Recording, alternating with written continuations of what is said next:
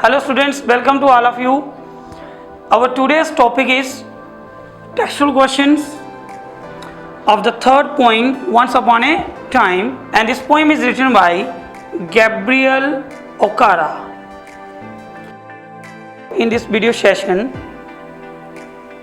we will discuss the textual questions of the poem Once Upon a Time, and as far as the examination's point of concern, our textual questions are most important and maximum papers में जो 4 number के आपको question जो है वो पक्का आएंगे।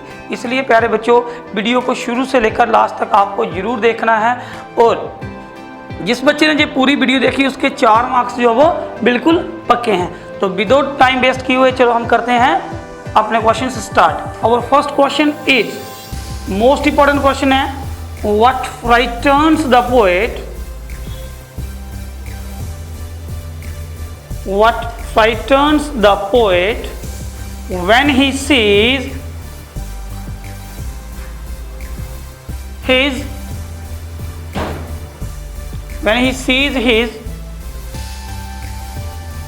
face in the mirror?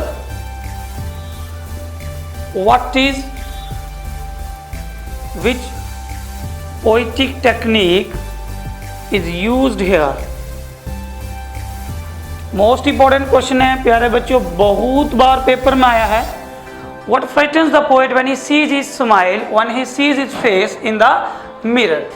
अब देखिए ध्यान से, पोइम जिस बच्चे ने पढ़ी है शुरू से लेकर लास्ट तक मैंने पूरा पोइम में बताया था कि ये आपका आ गया मिरर। क्या आ गया? मिरर। जहाँ पे आ गया पोएट, तो पोएट ने अपना फेस, अपनी स्माइल जो है वो कहाँ पे देखा था? मिरर में देखा था। और उस मिरर में देखने के बाद वो क्या हो गया था? फियरफुल हो गया था, डर गया था, फ्राइटन्स हो गया था। तो क्वेश्चन है कि व्हाई डज ही फ्राइट, वो डर क्यों गया और कौन सा पोएटिक डिवाइस जहाँ पे यूज हुआ? तो राइट डाउन द आंसर्स। तो क्यों वो डरा था? He frightens to see that his face expressions are changed. इसके जो फेस के एक्सप्रेशन है वो टोटली क्या हो गए हैं? चेंज्ड हो गए हैं। वो क्या हो गया है? इम्प्योर हो गया है। इम्प्योर मतलब he does not have any purity in his heart, in his feelings, he is artificial. 3 बातों से वो डर गया। एक तो वो क्या हो गया? एक्सप्रेशंस टोटली चेंज हो गए, he is impure and he is artificial. And then poetic device की बात करते हैं। जब पोएटिक टेक्निक, कौन सा पोएटिक टेक्निक यूज हुआ था? आपको बताया था मैं कि जब एक पोएटिक डिवाइस होता है ट्रांसफर एपिट। क्या होता है जे? किसी चीज को अनरियल, कौन सी? अनरियल क्वालिटी देना। अनरियल क्वालिटी मतलब जो रियलिटी में उसकी क्वालिटी बिल्कुल भी नहीं है। फॉर एग्जाम्पल मैंने बोल दिया आपको सैड डे, तो डे कभी सैड नहीं हो सकता, लेकिन मैं बोल रहा हूं कि सैड डे। अब मैं बोल रहा हूं हैप्पी नाइट, तो हैप्पी नाइट, नाइट कभी हैप्पी नहीं हो सकती, लेकिन पोएटिक लैंग्वेज में जब ऐसा बोला जाता है उसको एक पोएटिक डिवाइस बोला जाता है ट्रांसफर एपिट। और जहां पर क्या हुआ था? कौन सा पोएटिक डिवाइस है जे? कौन सी लाइन में? देखिए ध्यान से, लाइन थी जहां पे how to smile my smile in the mirror looks like snakes bear fangs। शाम के देखो लाइक लग गया, तो लाइक से आ गया आपका सिमली। कौन सा आ गया? सिमली। एक तो सिमली आ गया पोएटिक डिवाइस, दूसरा क्या आ गया? Snacks bear Fang. पोएट ने अपने ही तीत को क्या बोला था? स्नेक के बेयर फैंग्स बोला था। तो इसलिए जहां पे एक पोएटिक डिवाइस आ गया था वो कौन सा था? ट्रांसफर एपिट। ट्रांसफर एपिट कैसे हुआ कि अपने दांतों को उसने क्या बोला? स्नेक के दांत। तो रियलिटी में आदमी के दांत कभी सांप के दांत के जैसे नहीं हो सकते। This was unreal thing, that's why the poetic device used here is transfer epic, और लाइक लग गया है तो इसलिए क्या आ गया सिमली। तो एक ही लाइन में दो पोएटिक डिवाइस, एक सिमली एक ट्रांसफर एपिक। सिमली क्यों? क्योंकि दिस वन इज लाइक, जहां पे क्या आ गया लाइक, और ट्रांसफर एपिक इसलिए कि आदमी के दांत कभी सांप के दांत जैसे नहीं हो सकते। प्यारे बच्चों, अगर समझ आ रहा है तो जल्दी से शेयर, कमेंट और सब्सक्राइब कर लीजिए, शाबाश। क्वेश्चन नंबर 2, कौन सा क्वेश्चन है? What is metaphor? मेटाफोर क्या होता है? आपको एग्जाम्पल्स लिखनी है। एग्जाम्पल्स कहाँ से लिखनी है? वंस अपॉन ए टाइम से। तो सुनिए, मेटाफोर क्या होता है? Direct comparison. क्या होता है बेटे? शाबाश। डायरेक्ट कंपैरिजन बिटवीन थिंग्स, दो या दो से ज्यादा चीजों के बीच में जो डायरेक्ट कंपैरिजन होता है, that is called as metaphor. अब देखो इसमें से कौन सा था? इसमें एक ही एग्जांपल थी मेटाफोर की, आइस, ब्लॉक, कोल्ड, आइस। देखो कैसे किस किस के बीच में कंपैरिजन हुआ। उसने बोला था आदमी की आंखें कोल्ड हो गई हैं, जैसे क्या होती है आइस का ब्लॉक। आइस का ब्लॉक मतलब आइस का टुकड़ा, बर्फ का टुकड़ा। तो आदमी की आंखों का कंपैरिजन हो गया किसके साथ? आइस के साथ। तो ये डायरेक्ट कंपैरिजन है, बीच में कोई ऐसा वर्ड नहीं लगा हुआ है जो एज और लाइक हो, तो इसलिए इसको क्या बोला गया है? Metaphor. What is metaphor? Metaphor mean direct comparison between two things, और एक ही एग्जांपल है इसमें से। कौन सी एग्जांपल है? आइस, ब्लॉक, कोल्ड, आइस की। स्क्रीनशॉट लेना चाहते हो बेटे ले सकते हैं आप।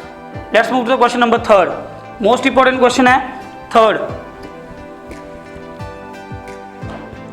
क्वेश्चन नंबर 3 कौन सा है हमारा? What is simile? What is simile क्या होता है और उसकी क्या लिखनी है? Examples of simile. कहां से लिखनी है? Once upon a time. Poetic technique बहुत बार क्वेश्चन पेपर में, मोस्ट इंपॉर्टेंट है। तो लिखिए सिमली क्या होता है?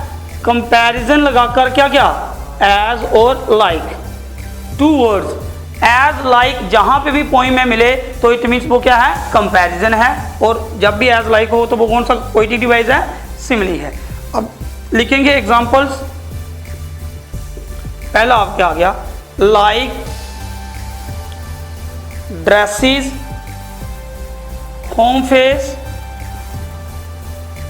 Office face, cocktail face, street face, etcetera. ये क्या था कि जहां पे कंपैरिजन हुआ पोएट के फेस एक्सप्रेशंस का, जो रियल एक्सप्रेशंस हैं उनका कंपैरिजन हुआ किसके साथ?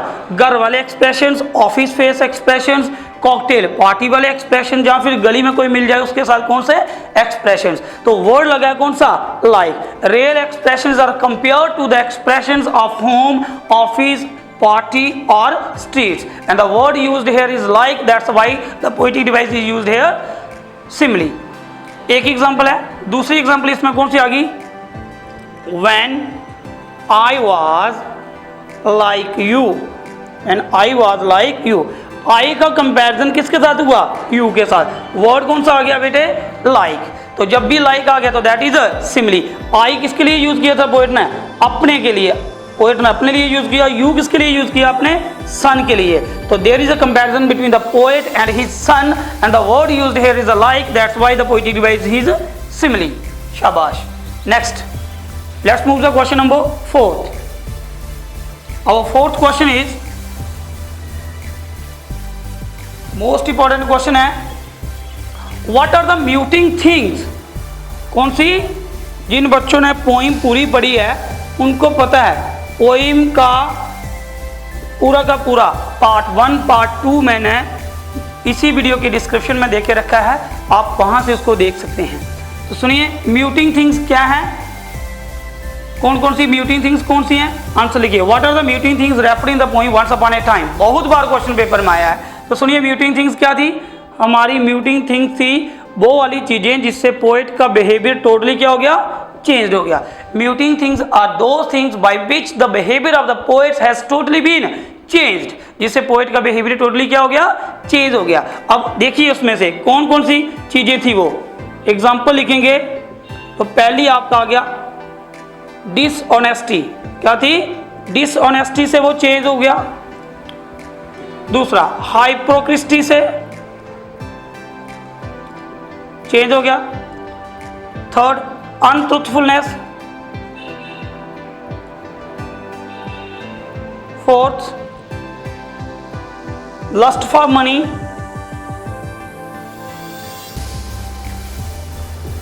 डिसीवनेस, इम्प्योरिटी,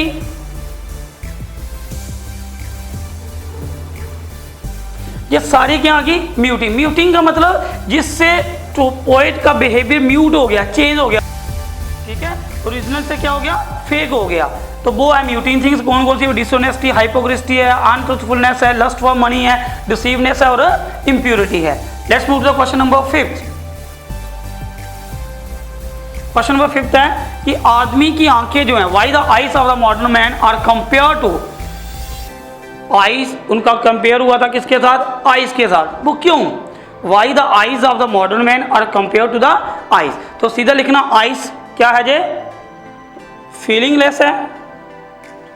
और आज का जो मॉडर्न मैन है इसकी आईज जो है वो भी क्या हो गई हैं? Feelingless. There is no feeling in the eyes and there is no feeling in the eyes of the modern man. तो that's why they are compared. And the poetic device कौन सा हुआ था जो आपको पहले बता दिया था? This is metaphor. Dear students, अगर समझ आ रहा है तो जल्दी से कमेंट कर दीजिए, शेयर कर दीजिए, और जिस बच्चे ने अभी तक चैनल को सब्सक्राइब नहीं किया है वो जल्दी से चैनल को क्या कर ले? सब्सक्राइब कर ले। Let's move to question number 6। Most important question है बेटे, बहुत बार पेपर में आया है कि by the poem is titled. Important question है, ट्रिक बेस्ड क्वेश्चन है, ये बड़ी बार पेपर में आता है। By the poem is titled once upon a time. तो लिखिए answer, once upon a time को टाइटल इसलिए किया गया है, देयर इज अ कंपैरिजन। क्या हुआ है? कंपैरिजन हुआ है प्रेजेंट के बीच में और किसके बीच में? पास्ट के बीच में। There is a comparison between the present and the past, that's why the poem is titled once upon a time. आज के आदमी की जो एबिलिटी है वो इस पोएम में शो की गई है। What is the ability of the modern man?